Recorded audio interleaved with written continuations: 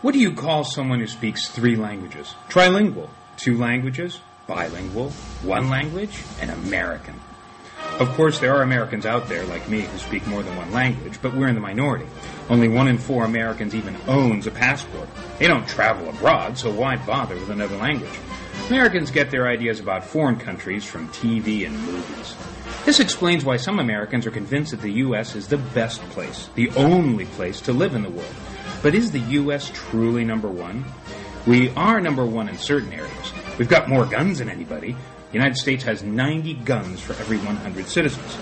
Coincidentally, and I say this with a lot of sarcasm, we also have more firearm murders per capita than any other rich nation, 5 times more than Switzerland.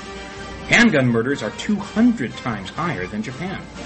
We also have more people in prison, 2.1 million to be exact. That's 5 times the population of Luxembourg. This statistic is meaningless to most Americans since they have no idea that Luxembourg even exists, or that its per capita GDP is almost twice that of the U.S. I'll put that in layman's terms. They're about twice as rich as we are. You know, it's not just the easy availability of guns that makes this the deadliest rich country. It's our attitudes as well. Nearly 1 out of 4 Americans believes that using violence to get what he wants is acceptable, and 43% of Americans think torture is sometimes justified. We also like to export violence, and I'm not just talking about movies, TV, gangster rap, and video games. The U.S. is the number 1 arms seller in the world. We may not be able to export democracy, but we sure can deliver death. Speaking of killing, we've got the world's strongest military. It damn well better be, since we spend more than the next 14 nations combined. That's nearly $500 billion per year. And what do we get for it? The Taliban is harvesting a record opium crop in Afghanistan. We can't catch Osama bin Laden. And the Iraq War has turned into a giant quagmire. Well, at least if you're one of the thousands of amputee veterans coming home from Iraq, you can go to the Walter Reed Army Hospital and have a rat as a roommate. Is God blessing America or what? That's too depressing to think about. So let's focus on the economy. We've got the world's largest. We're number 1 in total GDP, baby. We're also the most productive on the planet. In 2006, each U.S. worker produced almost $64,000 of wealth. Too bad he had to work more than anyone else to do it. We have longer hours and less vacation time than anyone in the world, even the Japanese. Our income distribution is beginning to resemble that of a third world country. The top 10% of Americans earn 30% of the income. This puts us in the middle of Laos and China for income inequality. Even Ghana and Bangladesh manage to do better than that. The worst news of all is that we don't save what we earn. Americans have a personal savings rate of less than 0. It hasn't been this low since the Great Depression.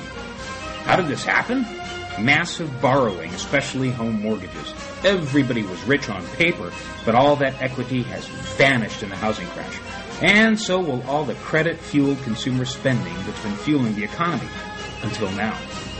Don't expect the government to bail us out either. They borrow huge amounts of money from Japan and China just to keep us afloat.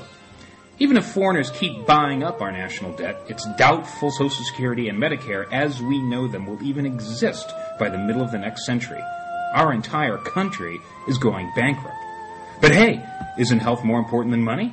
Don't we have the best health care money can buy? Yes and no. Americans do spend more money on health care than anyone else, but we're not the healthiest. Our life expectancy is 44th, below Bosnia's. Infant mortality is 41st, behind Cuba's. Women are 70% more likely to die in childbirth here than in Europe.